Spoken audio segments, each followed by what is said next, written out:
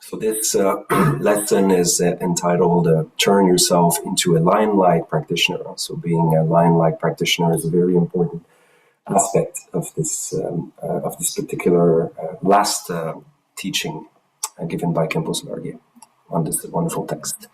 So the contents of this lesson is fourfold. So first it starts with stories of auspicious signs. Then there's a long explanation of the 9 benefits of this practice, and then how the Buddha applied this practice himself, and finally the afterword.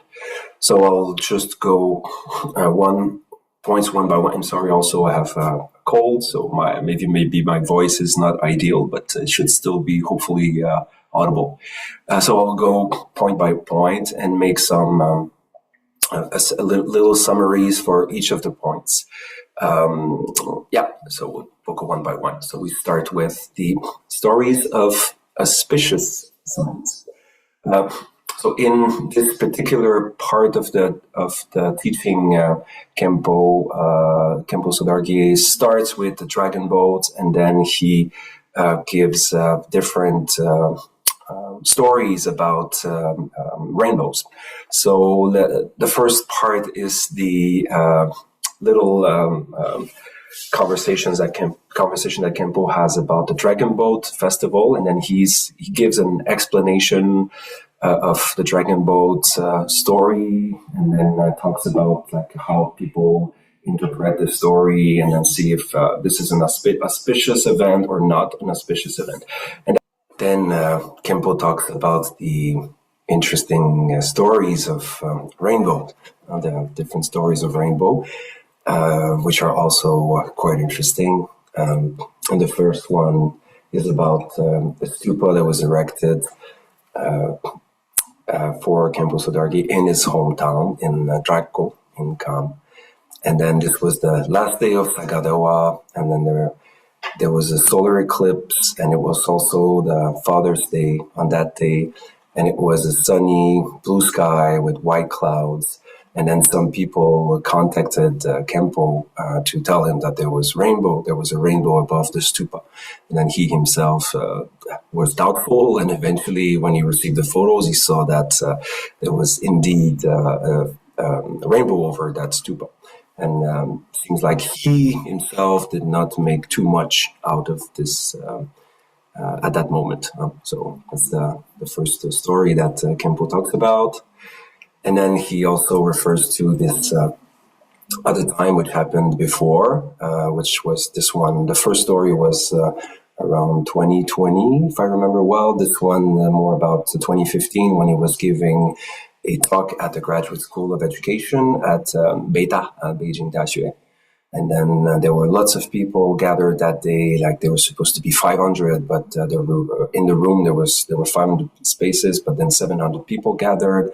And then by the end of the talk, when they came out and then walking outside, they saw that there was this beautiful rainbow that was spread all over the sky. And then the driver and professors from the university told Khenpo that although they've been in Beijing for many decades, it's the first time they saw such an amazing rainbow. So that was quite interesting. Khenpo says that it might have been an auspicious sign. And then he said that ever since, his Dharma activities have been going quite smoothly and successfully. So it's quite interesting to hear.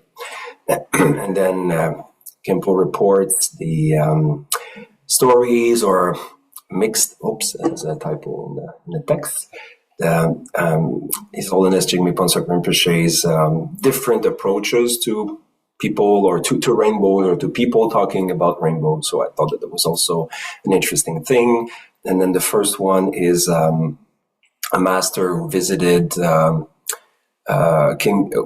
came back and then saw Jigme Tenpe Rinpoche. That was in 1986, this one. And then that master was talking about the fact that he was giving teachings, and then the rainbow that appeared, and then he said that this was a sign of auspiciousness, but then His Holiness was a little bit annoyed and then said, "What's so unusual about the rainbow?"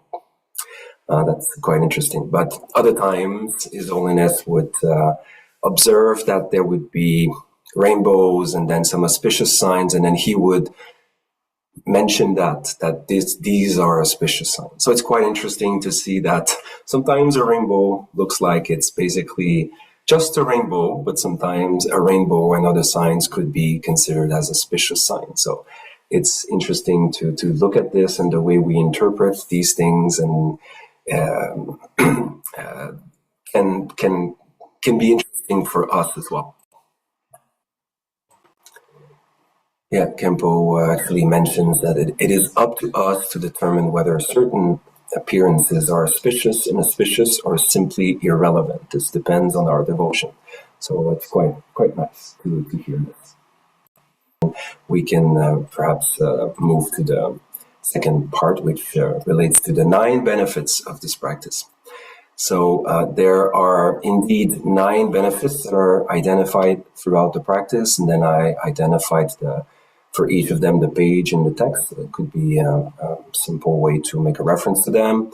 And I'm not going to expand on them too much because I'll try to be quick, but I think it's nice to see just a few words for each of them. And Khenpo explains them quite straightforwardly. And at the same time, we might be using some of them as questions for this week's lesson. So it's better that I don't expound too much on this, but they're quite nice. So let's just take a quick look on each of them. So the first one is that it enables you to practice constantly. So this is basically something that we have been reflected on often during this teaching. Khenpo says that ordinary people's practice is easily interrupted when facing suffering, regardless of whether their suffering is caused by poor physical health, mental affliction, lack of food, family issues, and so on. So basically, it is hard to practice when we suffer. This is something we've mentioned in the past as well. But at the same time, he adds that when ordinary people are happy, they tend to indulge themselves in their little happiness by traveling continually, enjoying food, entertaining themselves with various activities, and so on. So basically, both suffering and happiness can provide very good justification for interrupting one's practice. So this is why, like when we look at it from the root text, it says that if we cannot practice when we're suffering because of all the anxiety we go through, and we cannot practice when we're happy because of our attachment to happiness, then that rules out any chance of our practicing Dharma at all. Yeah.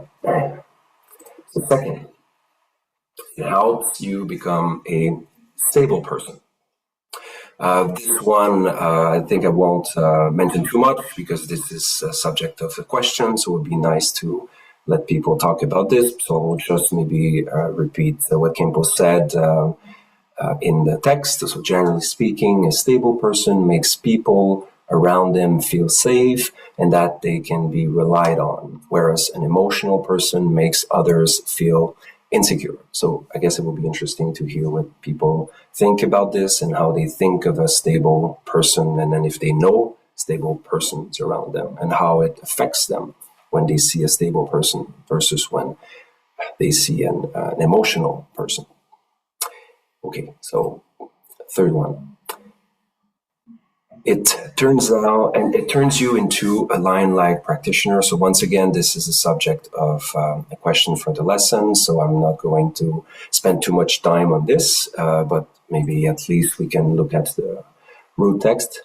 If you do have this training, no matter where you live, in a solitary place or in the middle of a city, whatever the people around you are like, good or bad, whether you're rich or poor, happy or distressed, whatever you have to listen to, praise or condemnation, good words or bad, you'll never feel the slightest fear that it could bring you down in any way. No wonder this training is called the lion-like yoga. This is, I think, quite inspiring. And then will be maybe interesting to hear what people have to say about this idea, like what's this lion-like and how they maybe aspire to this in their life. Maybe. Okay, so let's move quickly to the next. It helps you get along well with anyone. So Khenpo notes that the reasons why people's propensities and karma vary considerably is because they may be reborn from different places. Then he gives examples of the different places where people can be coming from, where they can be coming from previous lives, and then they basically all come together and then eventually interact together. So people around us come from different backgrounds. So considering all these differences, Khenpo asks the question, how can we expect for everyone to easily get along with us? Well, considering that all these people come from very different backgrounds and are carrying different karmas on their shoulders, which will manifest in certain ways in this life. So how can we expect that everybody will get along with us easily? So I think it's a very interesting thing to think about. So indeed, this variability of encounters can create a lot of chaos in our lives. One person we meet is happy, the next is angry. Some people are very picky, difficult to handle. Others lose their temper easily, and so on. So it's kind of complicated social interactions that we have because of karma. And then the root text says, without the knowledge of how to transform suffering into happiness, we are often unable to handle interpersonal relationships properly. So this is one of the great qualities that we can get to be able to get along with everyone, with anyone. Next one. It enables you to experience the splendor of an unimaginable bliss. So Khenpo explains what happens in the mind of those who have practiced this teaching persistently. So he observes that although their life may appear no different from anyone else's, when they eat, they sleep, or they do all kinds of everyday things, their mind will be completely different. So although it appears like they're like everybody else, but their mind is very different. This is basically because they will no longer be as sensitive to challenges, to pain, to illness, to basically all the normal pitfalls that define the human condition. He concludes that unlike many others, those practitioners will not easily fall prey to suffering. And then the root text says, whatever you do, your mind will be happy, peaceful, spacious, and relaxed. Your whole attitude will be pure, and everything will turn out excellently. Your body might be living in this impure world of ours, but your mind will experience the splendor of an unimaginable bliss, like the bodhisattvas in their pure realms. This is a great benefit of someone who is able to practice this turning suffering and happiness into the path. It's wonderful. Next one. It will be your true friend. So this one to me was quite interesting as well, because that can raise the question of what is a true friend. And then actually maybe we could say that a true friend is a person who never lets you down under any circumstance. So they're there for you. But even then, a true friend is not there when you're alone. So a true friend can still let you down in a way. So when we're alone, there can be so many mental events that can be generated in our mind. And then these mental events can lead to suffering and more suffering. So Khenpo explains that with this practice, when we are all alone, we won't feel bored or pessimistic. We won't feel that we have been abandoned by family and friends. He says that this practice is the ultimate caretaker, basically, even in solitude. So it's quite nice. And then there's this excerpt from the root text that says, like, keep happiness under control, put an end to suffering. With happiness under control and suffering brought to an end, when you're all alone, this training will be your true friend. When you're sick, it will be your nurse. This is quite amazing and reassuring to think of this. Okay, next one. It makes attaining the extraordinary samadhi easier. So this one, again, is related to one of the questions for this week, so I'm not going to spend too much time talking about it, because this might be discussed during the teaching, so we could probably look at the root text. If by using happiness as the path, you become wary and disgusted with it, and by taking suffering as the path, you make your mind clear and cheerful, then you easily attain the extraordinary samadhi, which makes mind and body capable of doing anything you wish. It's just also quite amazing to think of that, to think of this benefit. Okay, next one. It perfects your discipline. So Khenpo observes that those who break their vow usually do so because they view happiness as having a true substantial existence, and then they become carried away by it. So it's easy to break your, or to lower your discipline, or have looser discipline if we are very attached to things and then become carried away by them. Khenpo assures us that through this training, we will no longer cling to happiness. Instead, we will see happiness as painful, illusory, impermanent, and empty. This will allow to develop renunciation in samsara. In this way, we will create the basis for upholding our vows and staying on the right course. Khenpo says that basically transforming happiness becomes the fundamental cause of renunciation, and transforming happiness further purifies our discipline because we will no longer fear hardship or suffering. And then from the root text, we can read the instruction I feel. And this is the Jigme Tenpe Nyima, who says it's the instruction I feel is the most profound of all, for it perfects discipline, the source of everything positive and wholesome. This is because not being attached to happiness creates the basis of the extraordinary discipline of renunciation, and not being afraid of suffering makes this discipline completely pure. Wow, once again.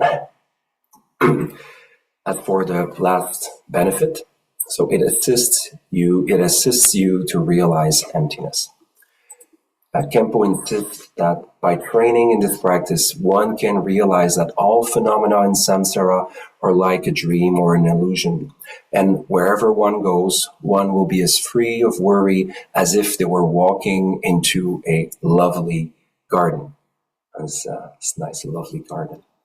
Khenpo adds that these beings who train persistently in this practice will be driven by their great compassion to help sentient beings, because they will understand their suffering and the causes of their suffering, and they will wish to help them achieve happiness. So those who have attained higher stages of the path will be able to take birth wherever there is a need without hesitation. This is quite nice. So this whole world will become like a lovely garden. There is nothing to fear in a lovely garden. So this is quite lovely. And then from the root text, we see you will realize that all phenomena are like an illusion. And to be born again in this is just like walking into a lovely garden. Whether you face prosperity or ruin, you'll have no fear of negative emotions or suffering.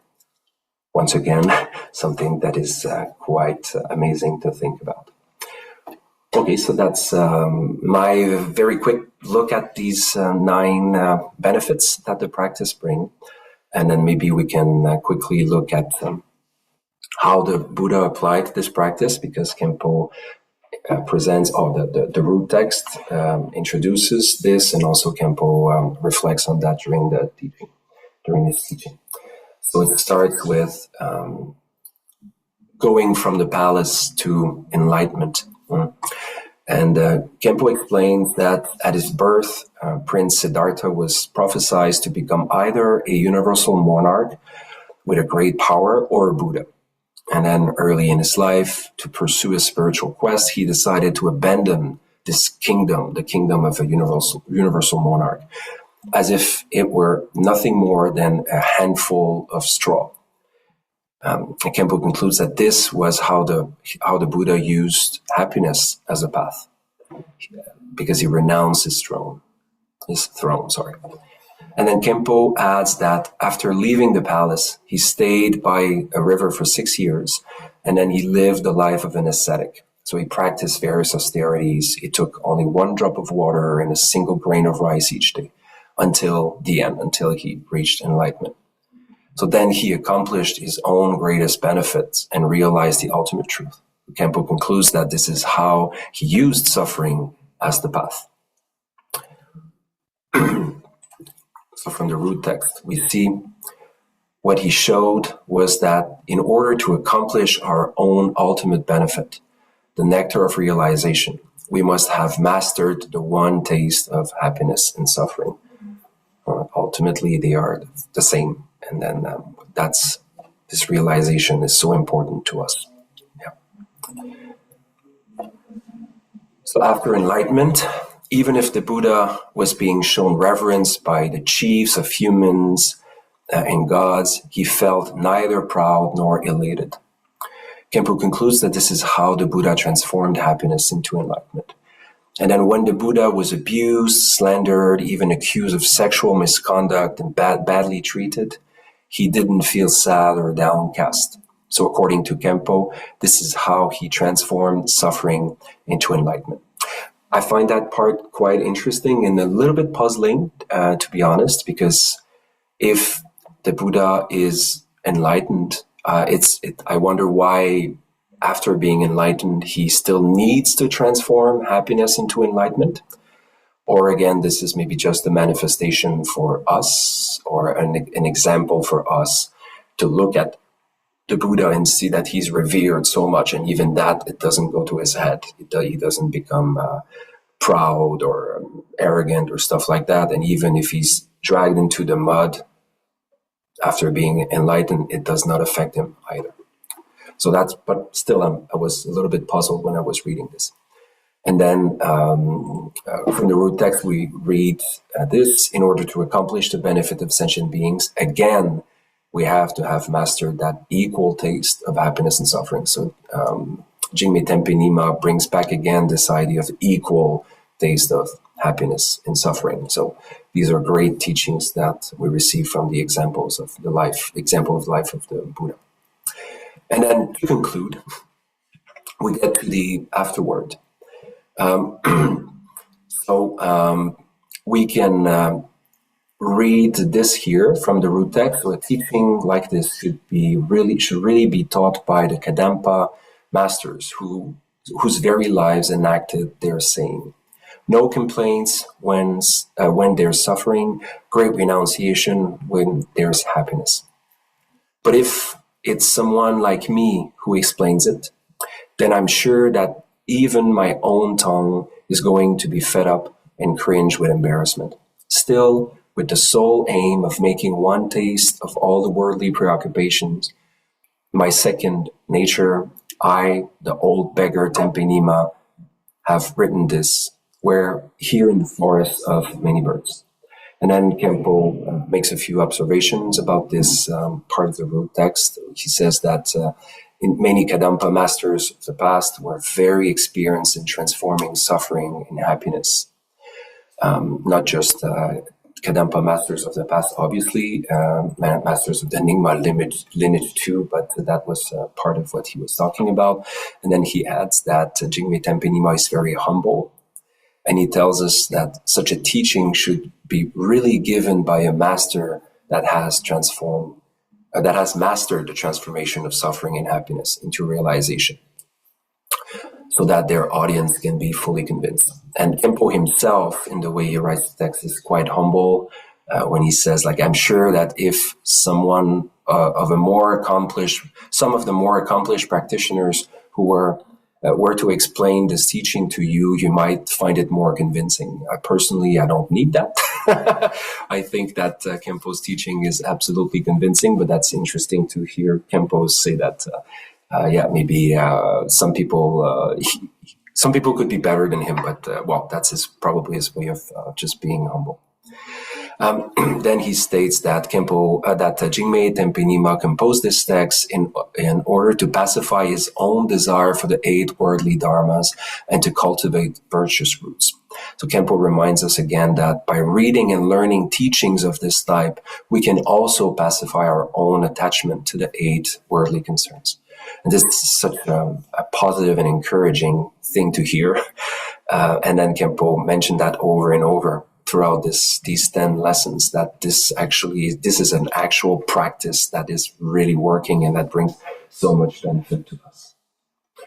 And finally, he adds that the forest of many birds, which was mentioned at the end, is actually a site near the birthplace of His Holiness Jigme Tenpe in Qinghai province, where there are also now a great number of practitioners in retreat.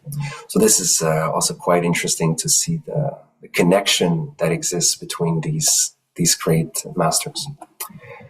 And maybe to finish, just one last thing that Khenpo said at the end completely. I translated this text in Chengdu during this year's coronavirus pandemic. And it was for me a form of practice that allowed me to transform suffering and happiness into the path. Now the teaching is complete. So thank you for all this. I might have been a little bit long, but hopefully that covers the main elements from a bird's eye view of this last lesson. Let me share. It was in the Chinese version of his teaching.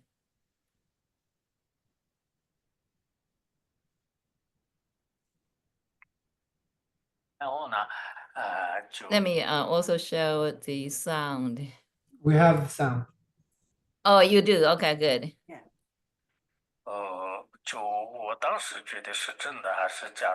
This is the one they talked about his birth stupa.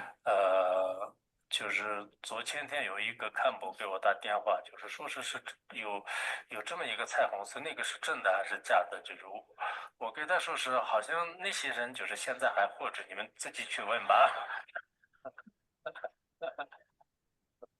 我也不在现场，是这样的，所以是有一点这个意义的，就是因为它的整个就是布局啊，就是这些方面是比较稀有的，下了雨以后就是出现彩虹是比较多的，但一般这个蓝天 Notice the rainbow is right in the middle of the tower.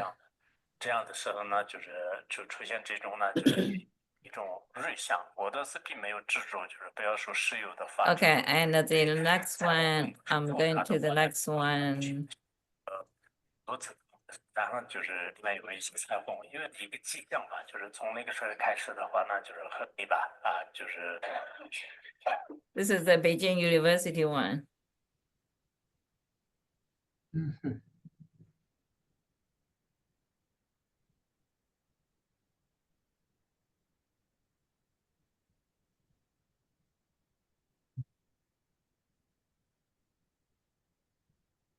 彩虹比较多一点，大城市里面应该是有的。你们如果就是北京的这个。Okay, that's what I want to share. Actually, I was wondering, I was trying to search my phone where that was. Okay, good. Yeah, and it's also I should be thanking also for putting this one into like our class before we like start another round of Words of My Perfect Teacher. I personally benefited a lot. I think I've listened to the Chinese version live that time.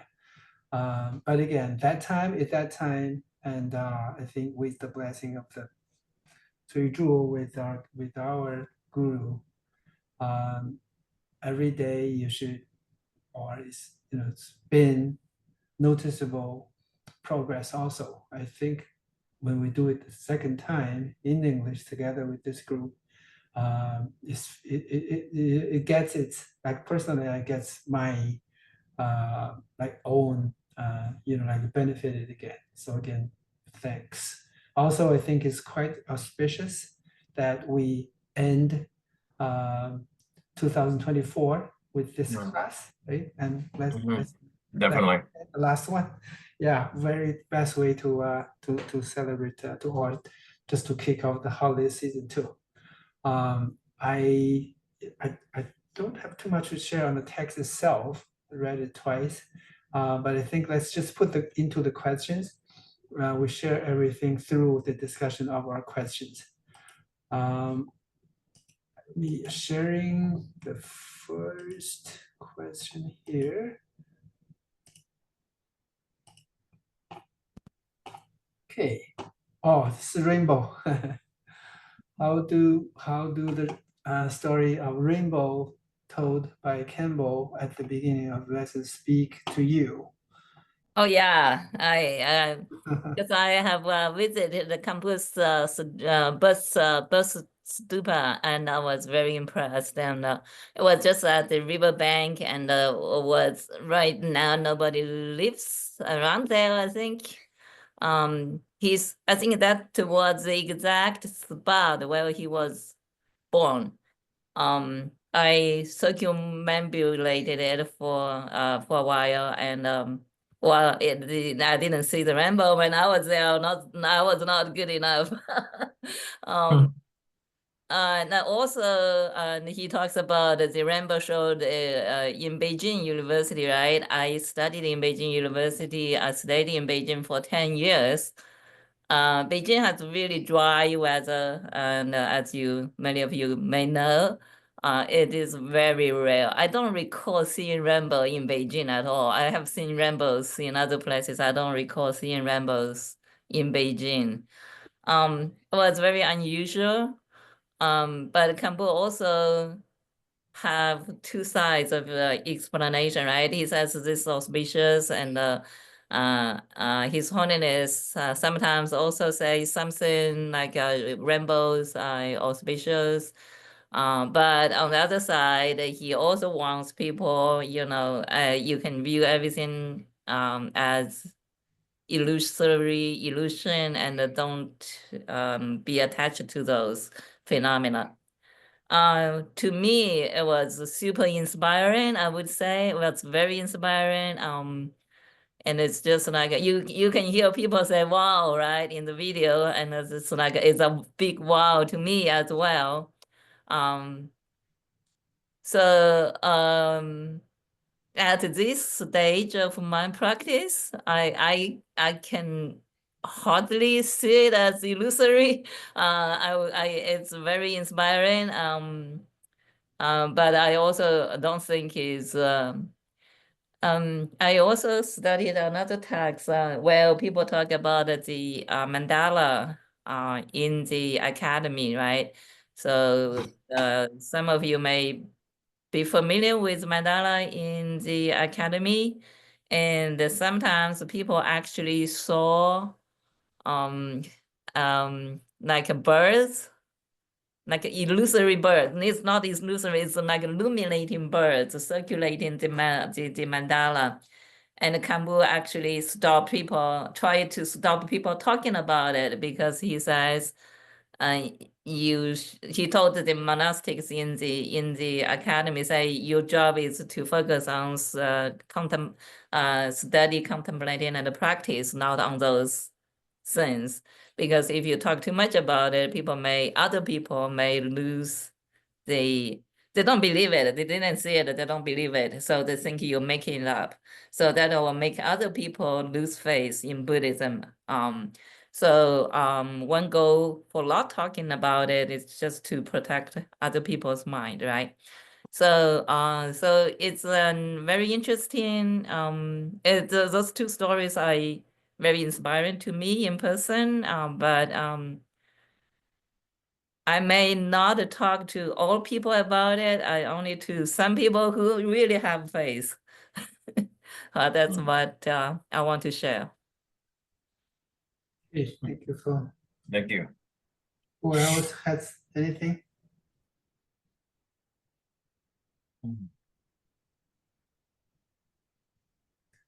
I think it's interesting that the rainbow was created in existence without the presence of rain.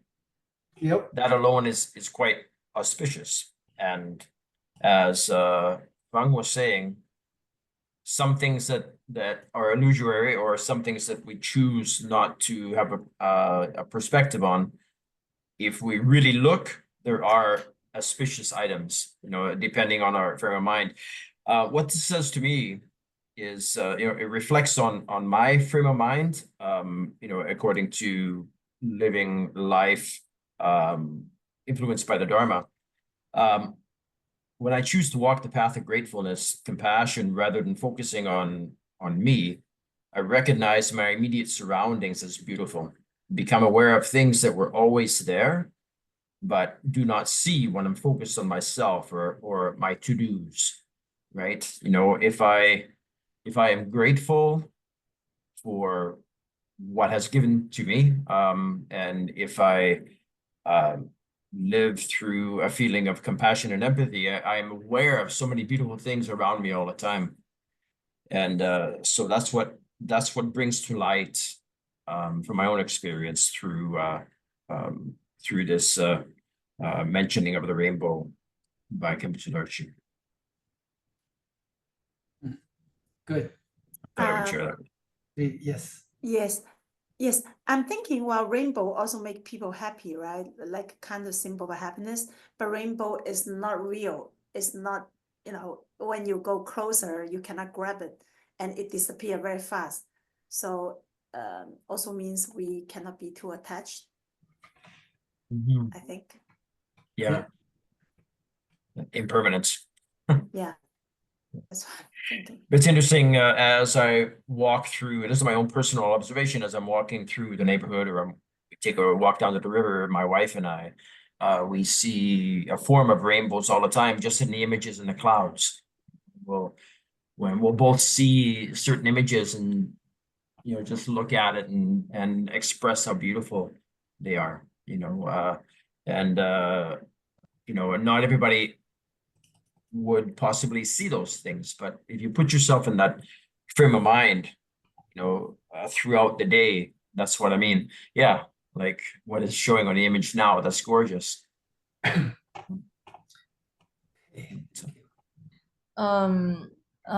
guess I don't have too much thing to share. I think all of the rainbow I have saw before, they were all accompanied by like rain. I just got home from driving, so yeah, so I did not say anything before, but I was listening to you guys. But I think, you know, sometimes I think even though I see a rainbow like without like just a normal rainbow, I would think, oh, that's probably gonna be a pretty good day, you know?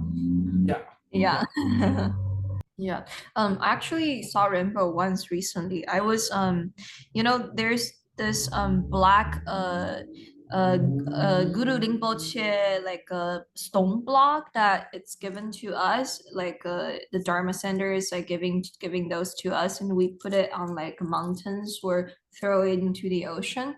So I went up to Mount Diablo for putting one, but that day was really cloudy, it was raining, and on the way up I saw a rainbow, and I was, you know, ready to leave the Guru Rinpoche's like a statue on top of the mountain. So I felt like, oh, that's very auspicious, you know.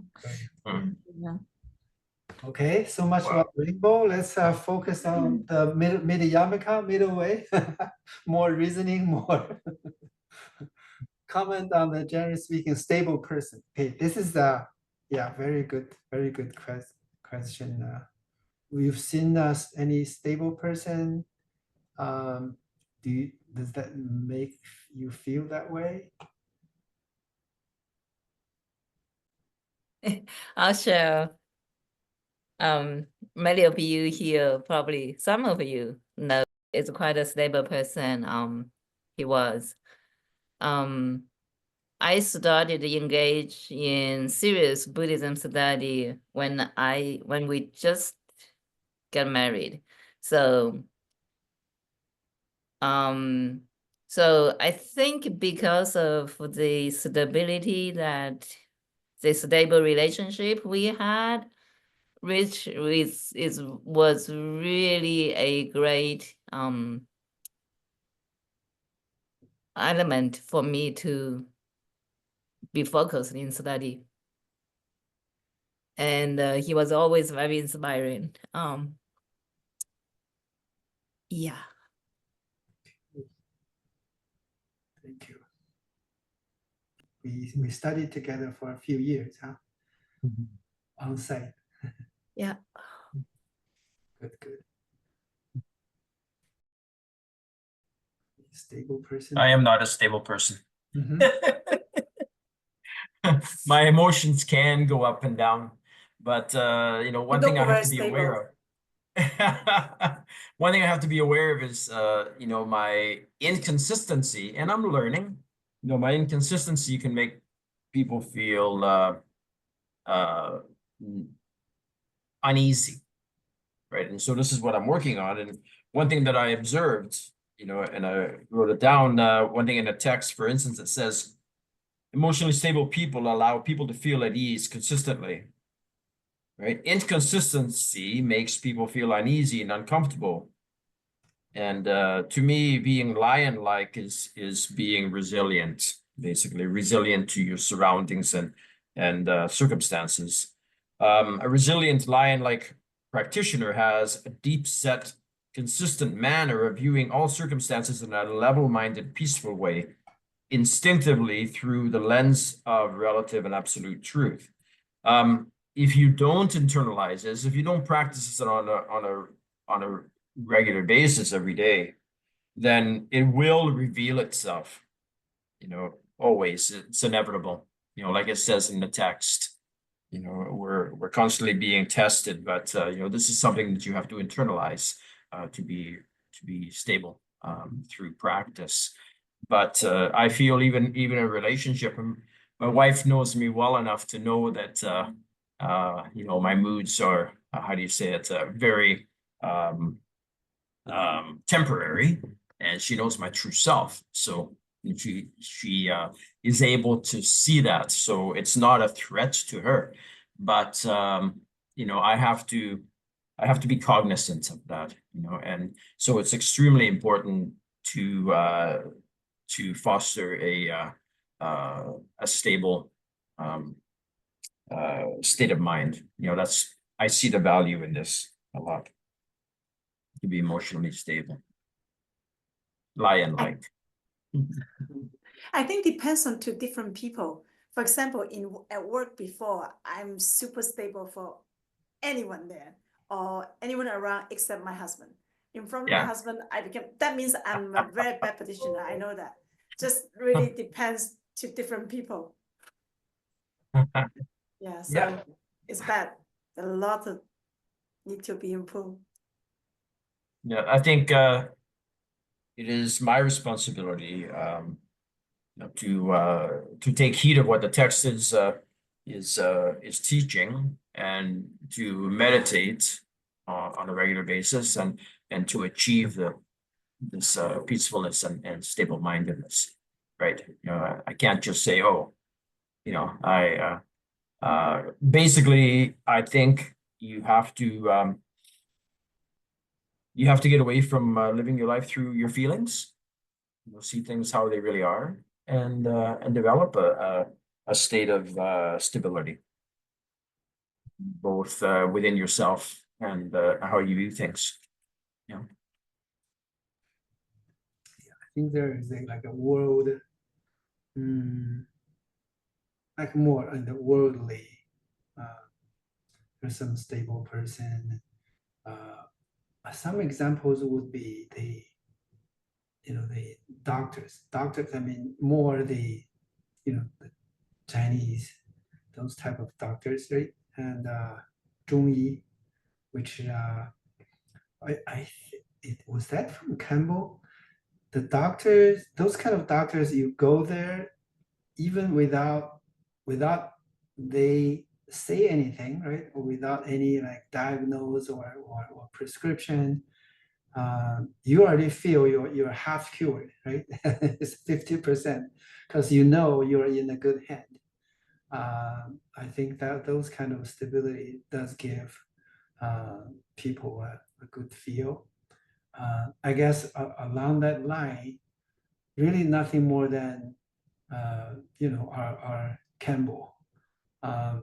The examples are you don't realize, like myself, it was really a gradual process, right? I think I've shared at the beginning. I thought, okay, I didn't say, but it was just feel okay. Another monk, right? Other or regular monk, but gradually you see they were so humble. They all Campbell was always saying, okay, as a ordinary being like myself, I don't know, at that when he was saying that, as dumb as I was at least. And then I thought, okay, ordinary being.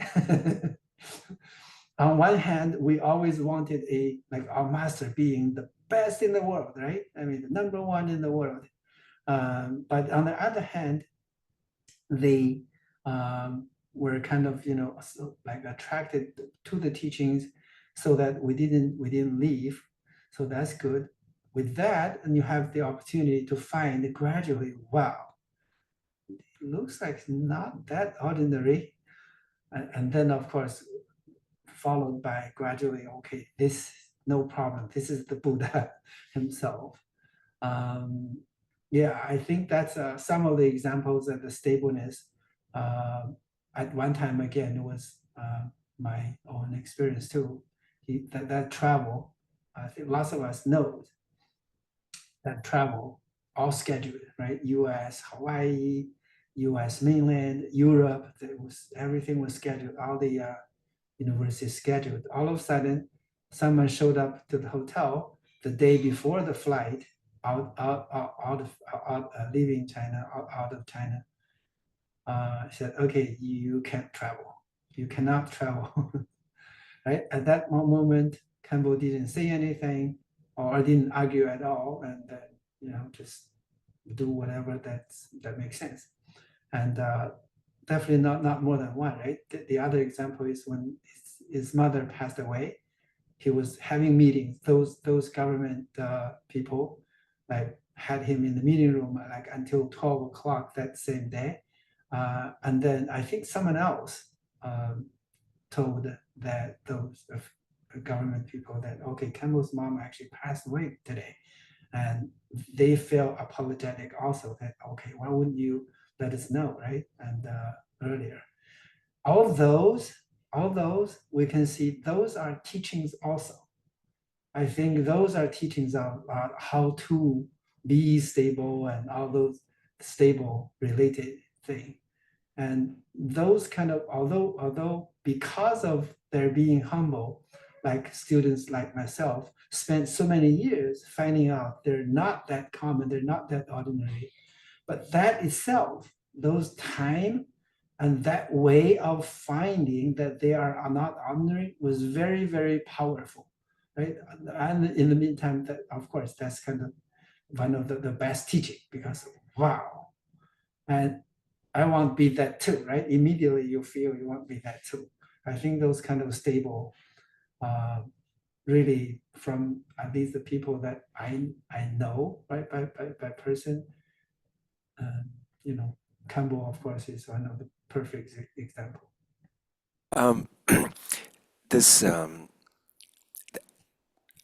stability, like this idea of being stable, is so amazing and important. Yeah, that to me, that's why I was suggesting this question, because indeed, if you think, what does it mean to be stable? It means ultimately not to be affected by outside and inner phenomena. Now, that's what it means. Like it's not because, so there's no mental event that can affect me, and there is nothing around me that happens that can affect me. So this is such a powerful mastery of the mind when you get to a point where this happens. And if this is combined with compassion, because a person can be stable, but that can mean that the person is basically like a zombie. Nothing affects that person just because they don't have reactions. Yeah, it's great, but it doesn't mean much. But if you combine that with compassion, so imagine a person who's not swayed by their own personal mental events and not swayed by what happens outside, but fully devotes their energy and attention to helping others. Imagine how great that person is. So that, I find that so inspiring, and this is like we talk about Khenpo Sodargye, like this is exactly what happens with him and with these great masters, because when you're in their presence, you can feel that peaceful compassion. You can feel that, and then it just, we absorb it, and then suddenly, yeah, it feels like yeah, not everything's fine, like everything's okay. This is so powerful to experience this, and then eventually we can only wish it for ourselves, because that's what I want. I want to be able to be that peaceful, loving presence for people around me. Like ultimately, that's what I want to be able to accomplish as well. So this is great, and it obviously, personally, I don't have that. Like I don't have that stability of mind, but I can see that through practice there's a little bit more stability that takes place. That's what is interesting as well. It comes, or moments where I would have lost my temper before, I don't today. So, okay, cool, cool, cool, cool, cool, cool. I kept it cool. That's nice. Or if I would have lost my temper before, I still lose it, but for a shorter period of time. You know, these things are, I think we need to hold on to these. We need to observe what's going on in the mind. And also, a few years ago, I went to London to visit different Dharma centers. And then one night, there was a teaching about discernment. Discernment is not something that I've heard too often. Like I didn't hear too many masters teach about discernment, but this one really struck me, because that teacher was saying basically we need to often take a moment, pause, and look at what's happening in our life, and then see where we're coming from and what are the factors that lead to the things that we experience. And just by doing that, this can be sometimes enough to realize that, oh, this is a bad pattern that I just repeat and repeat and repeat over and over. So I thought that this is interesting, because very often we are, in Buddhism, we're forward looking. You know, we're thinking of, oh, either I need to purify, so I purify the past, or I'm thinking of, okay, I do not lie, do not, do not do this, do not do that, so that the future would be good. But I thought that this way of thinking in terms of looking back and analyzing the past was such a great thing to think about. And this is another way to get into that stable mind, because if I can understand what happens, as much as I can control, obviously, and understand, because there are these karmic forces that are beyond and that I cannot understand. But as much as I can do this, then this can help me become more stable in the future. Because one thing that I notice is that if something is happening at that moment and I apply discernment, I can become softer to myself as well, because I can say, oh, I see, this just happened, darn it, but I know why it happened. And then if it's in the context of being in an interaction with someone, it allows this also me to be very humble in that moment and say, look, I just realized that I did something bad, because I know I did something bad. And then if the person criticizes you, then you don't take it personal, because you understand that this is something that you did bad. So it can also help creating a little bit of a level of stability as well. So I think that these are so powerful and important. I could go on and on and on, but I guess I just wanted to share a little bit of this, because stability is so important. Maybe one last thing that I feel is also extremely significant is that the point is not, to me at least this is how I understand it, the point is not to be happy. Like, we're not seeking happiness. The goal is not to be happy. Because even if I look at the Buddha, I don't picture the Buddha as happy. I don't see him smiling and dancing everywhere. I'm so happy. No, what we're looking for is peace. It's stability. That's ultimately, that's this idea of stability, just being well, being okay everywhere we go. So again, to me, this idea of stability is to a reminder of not seeking like a sort of ordinary kind of happiness, which is not what Buddhism is about. And Dzongsar Rinpoche mentioned that even in the title of his book, like "Not for Happiness." It's the title of his book is "Not for Happiness." So I thought that this, to me, again, is a reminder that this beautiful quality of stability and peace is ultimately what is maybe the greatest thing that we can experience in this life. Again, that's me from my ordinary perspective. That's how I see this. But yeah, I felt very touched by that little part of that teaching that we received. Yeah, that's it. And this question made me think about another thought. I don't know, because I don't know how to explain 烦恼即菩提. It's really been very, there's some deep, profound message in there.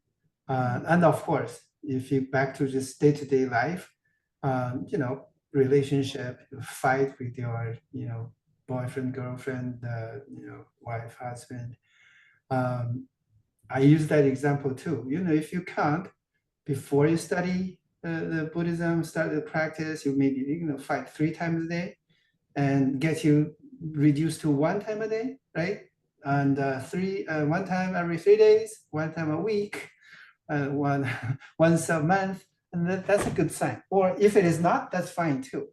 That's exactly the Fanna Ji Putiya, affliction is enlightened itself. Buddhism, again, is not about happiness. If you put it in another way, it's not about dualistic, right? It's not about being good, or it's not about avoid being bad, right? Nagarjuna all have those teachings, right? If you do good, you go to heaven. If you do bad, you go to hell. However, these are some of the smart or whatever people or dumb people was doing with those consequences. However, what you should do is realize that there's this dualistic, and then you exit this samsara, right? You get liberated. So that's, again, I think, very deep message. Not about happiness, because if there is the happiness, or even there's idea about happiness, or even nirvana, right? Even nirvana is the last piece of ignorance, right? That's like a Buddhism. A Buddhist has to abandon Buddhism to be a Buddhist, ultimately.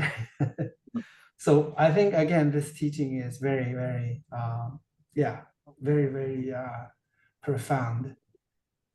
A friend of mine was telling me the other day, he's a long-time practitioner, and he was telling me, like, many people, basically what they want is to be good Buddhists.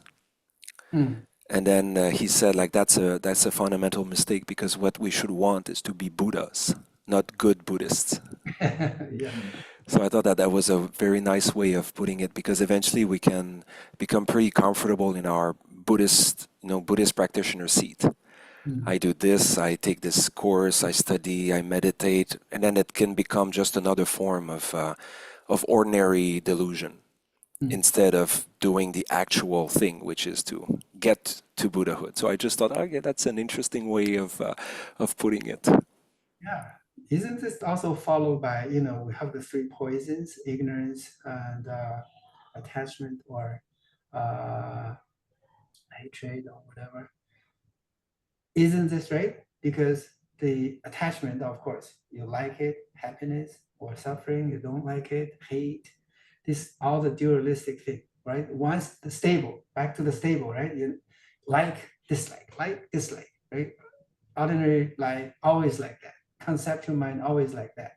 Once you transcend all those, and then in the meantime, of course, then you get rid of the ignorance again. Or maybe put another way, we realize we are Buddha, but we never have believed it, or we never have seen it. Right? Same thing. All these kind of output meaning the same, just meaning the same, one thing. Okay. I'd like to share one more line here in the text. It's page 275, because this is based on your all happiness talk, and this is cited from establishing the Truth Treatise, 诚实论, and it says the wise and the fool both experience sorrow and pleasure without exception. Yep. But the wise are free of resentment and attachment. Yeah. Okay. And also talking about the not for happiness, I'm supposed to say, I remember Zongsa Qingzhe Rinpoche's preliminary practice book was just titled Not for Happiness. he commented that if you're looking for happiness, you better to go to listen to your favorite music, to do a massage, to like do sunbath in the beach and so on. But the preliminary practice is not to teach you seek happiness. Yeah. I want to share something about like a stable person seeking for happiness. I think when I was like maybe 2 years younger, I mean, right now I'm 28, like 25, 26, that's probably the years that you can having the most like going out and you just, the Chinese word called it like 找乐子, you just like like seek happiness all the time, like with your friends. And I was super not stable, like the emotional like threshold, it's like, oh, and you can be that, then you can be just like drop down like super super fast, since there's such extreme like happy going through, then of course I would like experience like such extreme like emotional like down points, so that's like so realistic.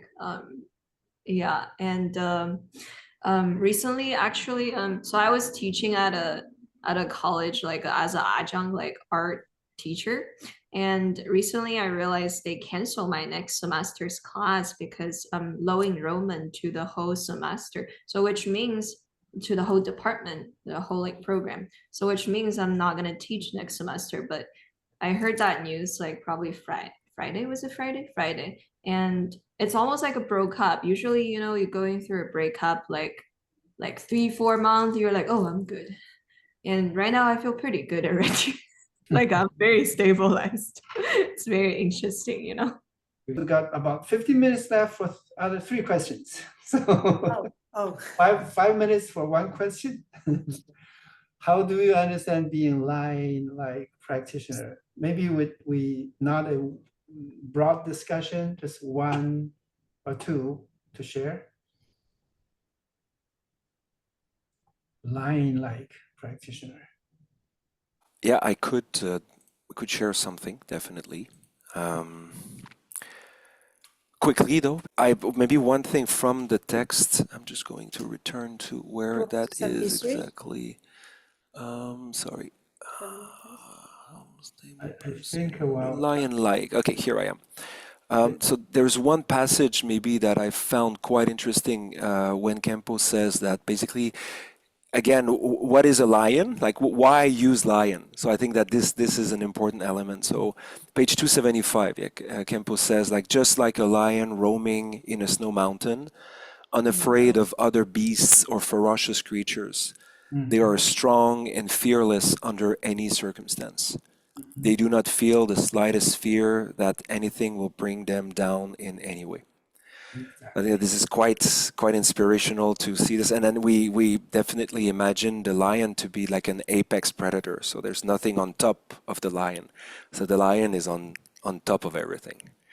And I just even look at my cat and my dog, and I have a very nervous small dog that maybe sometimes you see passing behind, and so that dog's mind is always like full of emotions and anxiety, and always looking around like if there are predators everywhere.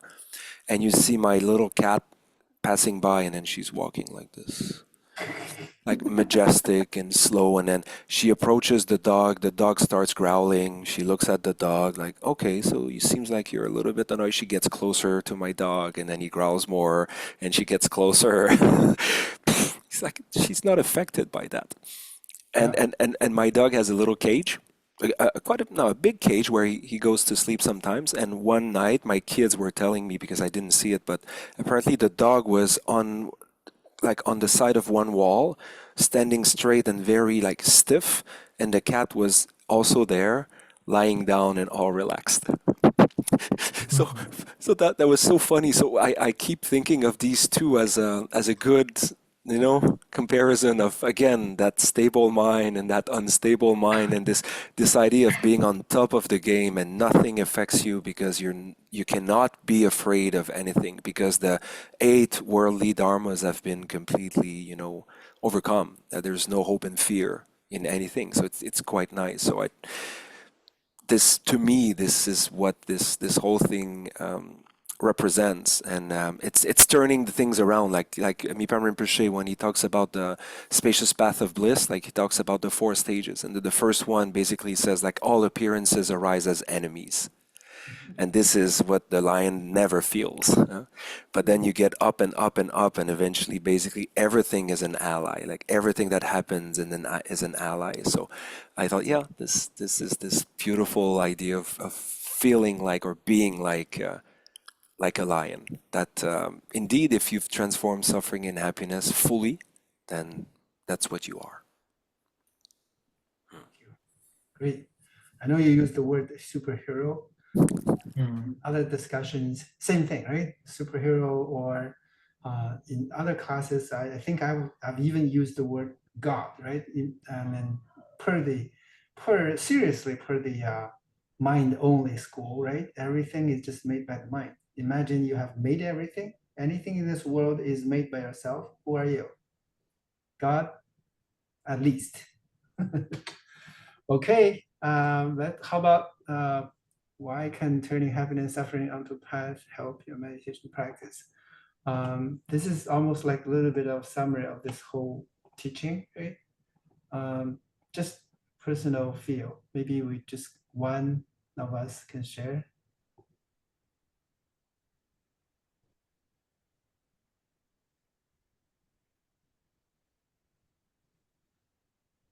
I can share quickly.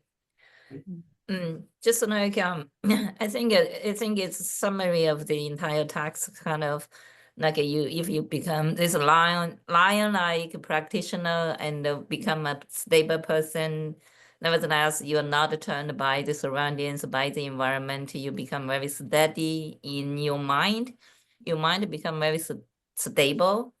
Nothing can actually, also you are dedicated to the practice and nothing can actually affect much of your practice, then you can easily get into a good meditation. And so I yeah, for myself, before, I think I wasn't very stable. I wasn't very secure. But through all these years of practice, really not too many things can affect my emotions, to deviate me from the practice. I have not achieved much of, meditation, tranquility, let's say, but my practice actually really get good progress. That's it. Wonderful, wonderful. Well, quickly, I think I had this example of even getting into sleep is very hard for many people, right? Including myself, right? Back to, I don't know, 10, 15 years ago. So, you probably need to pair like 30 minutes to get to sleep. And these are the study, the whole practice. I think now you give me like 5 minutes, in most of the time, 90% of chance I can get a 4-minute sleep if I want.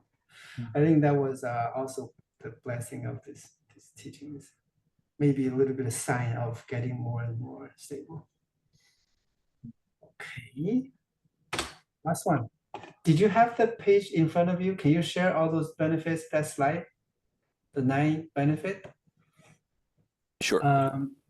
Maybe 1 second. Yeah, here they we can are. do a short one. Everyone can actually pick up, this is the benefit I like resonate to myself.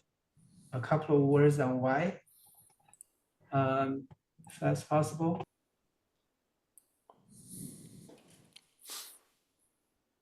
I think it's weird. I think I would choose it would be my true friend. Because I feel no matter what kind of circumstance, I have this read I have this practice with me, then I will never be alone. So I think it would be my true friend. That's it. I feel like it assists me to realize emptiness. I mean, I'm not realized for sure, but kind of realized it's there's not actually like the come and goes. It's like It's all about you. You're feeling something, but actually nothing has been changed, or yeah. Yeah, wonderful. It enables you to experience the splendor of an unimaginable bliss. And I wrote down, by viewing the world and my daily surroundings in its true form, I'm unobscured by my feelings and sense of self. Rather, I experience my life with gratefulness for my blessings, aware of the beauty of everything from the trees, rocks, all sentient beings I encounter as the creation of the universe, right? Realizing that everything is impermanent. Reflect and meditate on this several times, anywhere, daily. So my meditation on this doesn't have to be in my place, in my Buddha room. I can meditate on this anywhere. And yeah, gratefulness basically creates that. Really wonderful. I think it's, again, very auspicious karma connections that we all get together into this classroom, and almost like everyone is, I don't know, remind me some of the US, like the West, cowboy movies, right? If you call a troop, almost everyone has their own specialties and right? SWAT. Very good. I was thinking 1 through 4, all of these. Can't do that. Related. Great. Take one. I think if I have to pick one, it will be like number 4 helps me to get along with everyone and anyone. Mhm. I'm more confident that nowadays that I can get along with anyone, Perfect. no matter how bad temper this person is. Because that's not real, huh? Yeah. Yeah. Compassion and empathy, right? It's, I think I mentioned before, and this one is a cheat because stable. If you're stable, you practice constantly. If you're stable, you're a lion. If you're stable, you get along well with everyone. If Yeah. you can put them all into, to me, you can put them all into this, or maybe you can put them all into the lion-like. I don't know. Like if they could probably even be, I don't know, organized in certain ways. But I guess the one that spoke to me the most is that idea of stability. Wonderful, wonderful. Yeah, I think to myself, I'm a little greedy, almost like all of them. But getting along with people was not something that I was good at. So, but now it seems like, hey, almost like everyone, like even like, customers, our customers, you just get along. And did I share before that even sometimes on the highway, one thing I wish was in my hand was a machine gun. It's like, okay, I hate these things. Everything is wrong, right? I will just, shoot these away. Doesn't work. And Glad you didn't have a machine gun back then. How many years ago? I don't know. That was Last week. 10, last week, yeah. Before you studied Buddhist. Yeah, it was a gradual process. It's kind of even weird because for those people that I respect so much, and when I talk to them, after some years, I think they saw some changes in me, and then was sharing with, okay, before, every time we talk to you, you almost like you want to kill someone, or you want to. I said, really? But now it looks like the Buddhism worked. I'm very glad they say so. They're not Buddhist, but at least they see this weird Buddhist guy. Well, I have to share your story with my husband. Today he was discussing with me, oh, so many people study 10 years, then nothing changed. He just said that. So I'm going to use your story on him. The couple, the husband, maybe my suggestion, instead of sharing with him, do a little bit thing that he would be happy that you're not willing to. Example for me is cleaning the house. I've never really liked it. It looks like not a Buddhism made my wife believe in Buddhism is me being able to clean the house. Yeah. Okay. Anyways, yes, wanted to continue, but it's time. Let's do this. It's a great session. Yeah. Yeah. Dedication. By this accumulation of merit, may I obtain all-seeing omniscience, and may all faults be defeated. The whirling turbulence waves of birth, aging, and sickness, and death from this ocean of samsara, may I liberate beings, just as Bodhisattva Manchushri attained omniscience, and Samatambhadatu. All these merits now I dedicate to train and follow their footsteps. As all the victorious Buddhas of the past, present, and future praise dedication as supreme, so now I dedicate all these roots of virtue for all beings to perfect good actions. Mahom Vajaguru Pamasedahum. Mahom Vajaguru Pamasedahum. Mahom Vajaguru Pamasedahum.